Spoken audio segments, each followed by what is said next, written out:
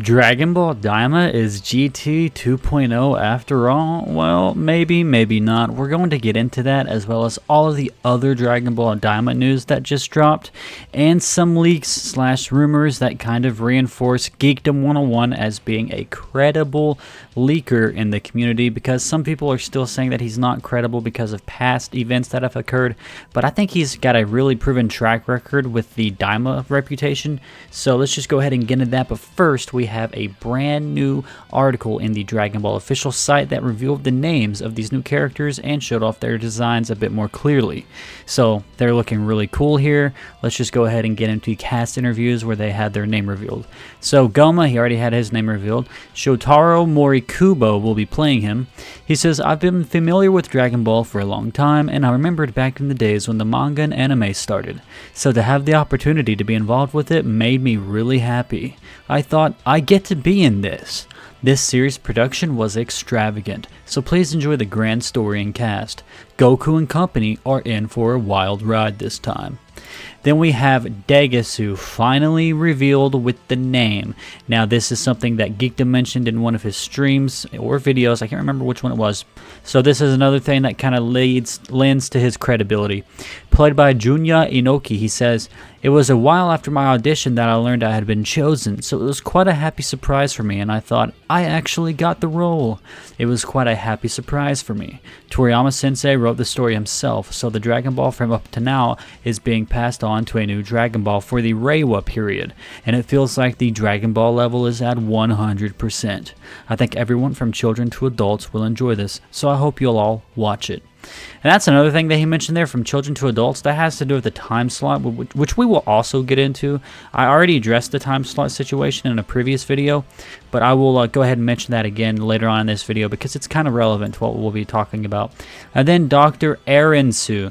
So Geekdom also said Erisu was going to be a female character that tries to recreate Boo or clones him or something to that effect. And Erinsu seems to be Erisu, and it was probably just some sort of translation or language barrier thing going on there. Played by Yoko Hikasa, she says, "When I was told that I'd gotten the role of Dr. Erinsu, it was like a bolt of lightning out of the blue. At the time, I was more astonished than happy, saying, 'How? Why? Are you sure?'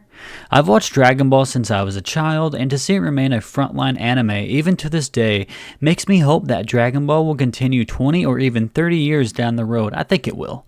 Just like the baton of Dragon Ball is passed down from family to family, I hope that people will continue to watch and enjoy Dragon Ball Daima again and again." That's all very cool information, and we got a new poster going over some of the new characters. As you can see, here's the masked Majin, who was recently revealed as Pansy, and then Degasu and Goma right there. Interestingly, Dr. Erinsu is not on this poster, but maybe she will be soon enough. And then Herms98 on Twitter, he's really good speaking the Japanese language and translating for the community. He went ahead and broke down what the names actually mean, because we know whis, whiskey, beer is beer. Toriyama does this a lot with his naming conventions.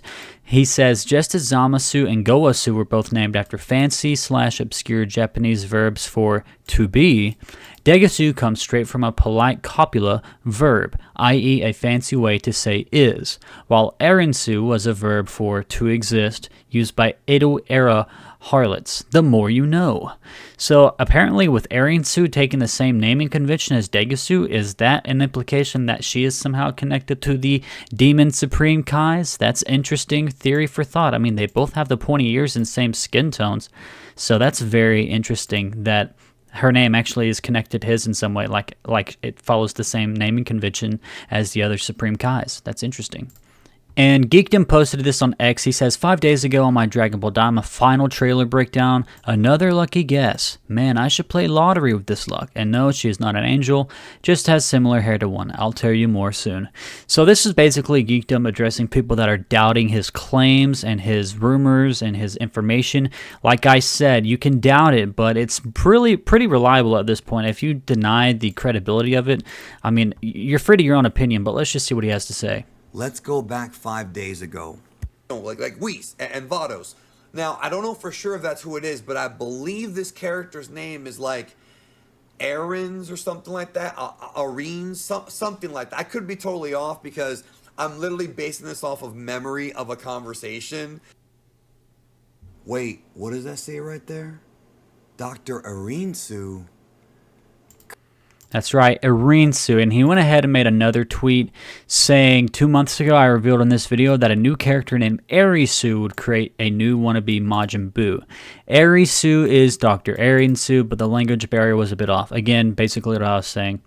And then his last tweet, which I'm going to go ahead and lead into the next section of the video, he says Dragon Ball DAIMA is absolutely borrowing some concepts and ideas from Dragon Ball GT and reinventing them, similar to what Toriyama did with Broly. However, DAIMA is also borrowing older concepts from Dragon Ball Heroes / Online. It'll be a big mix of ideas. So what could this mean? Well, before we get into that, Toriyama was involved with Dragon Ball DAIMA extensively, and there was a lot of pre-production on it, and there was actually a statement recently released that said the entirety of Dragon Ball DAIMA was finished, and it appears that may not exactly be the case in how some people took it. So Anime AJ was also a big reporter / insider / leaker, however you want to say it, where he has a lot of inside information about the production of Dragon Ball DAIMA. This is what he had to say about people saying, oh, all the episodes are completely finished. Listen to what he says. I would presume ready means in the sense of like every episode is in a state where it will be ready. Like it's accounted for. Yeah, like to the best of my knowledge, like the first 12 episodes are complete. Like that's done, dusted, in the bag, ready to be aired. Yeah, as far as like my own stuff that I've been able to find out, I know that back in July there was still finishing animation being done for episode 13, and then as of just a couple of weeks ago, early August, a lot of the final fight stuff was still being animated. It wasn't even like close to the finishing stage yet. It was still the actual layout being done. So yeah, I think in terms of ready, it's like, yeah, like we're all ready to air it and everything will be fine. There's no delays. Everything's in a state where it will be, all good.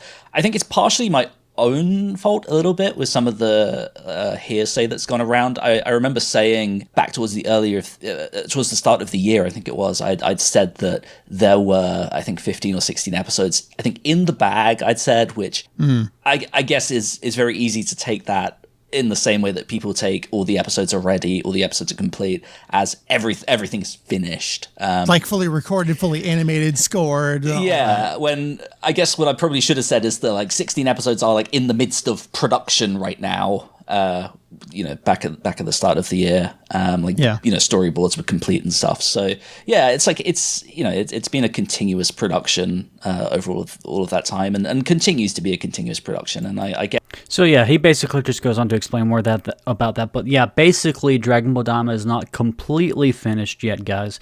They are still going to need to animate it as it goes along to a certain extent, but basically the bare bones of the content is finished, and then each episode is in a different stage of development. So I thought that was very important for me to mention, just following up from the video from the other day. And then finally getting into the whole GT 2.0 of it all. Again, it's not exactly GT 2.0. I'll go ahead and let Anime AJ explain. Again, this is on the Kanzenshu podcast where Anime AJ appeared.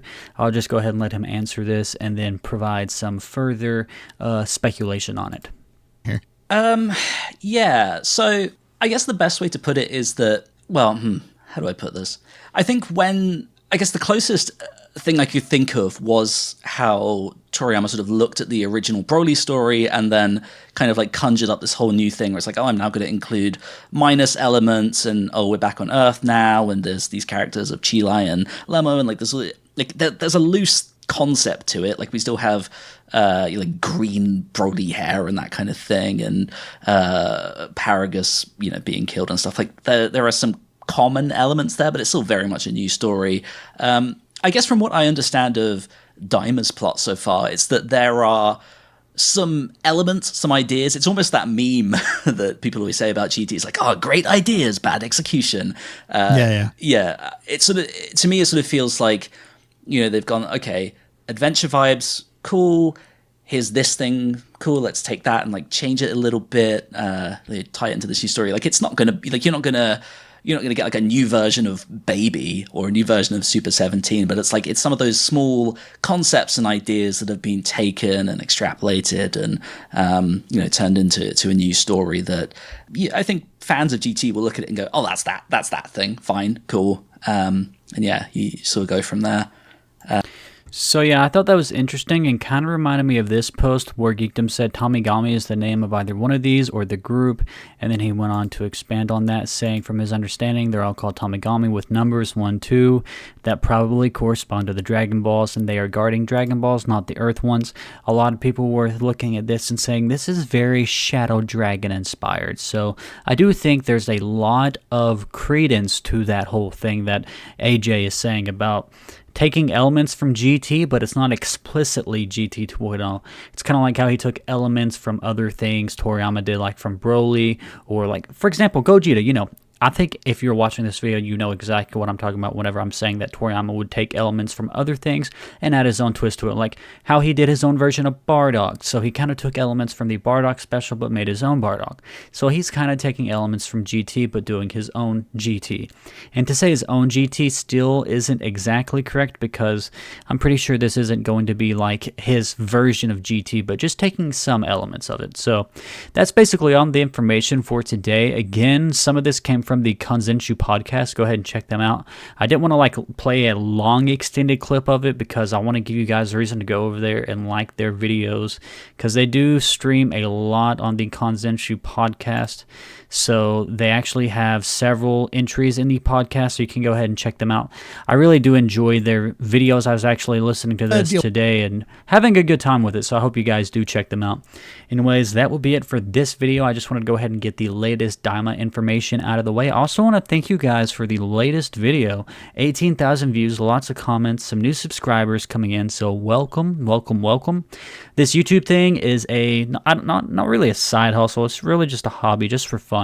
So I mainly just do this out of pure passion and love for Dragon Ball. And real quick, in case you're thinking about getting into content creation for Dragon Ball, now is the time, because there's so much information out there and so many things to talk about, new things being talked about daily. You can go ahead and be like me and make videos about things like this, and people will watch it and people will enjoy it, and that's fun. So you go ahead and you do that yourself.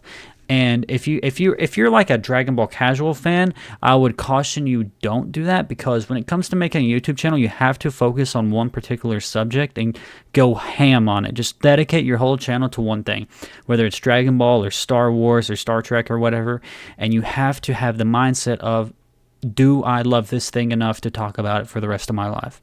If you say no, then maybe you shouldn't make a channel all centered around it, because you have to basically center your entire online presence around that one thing. So you have to make it something that you really love.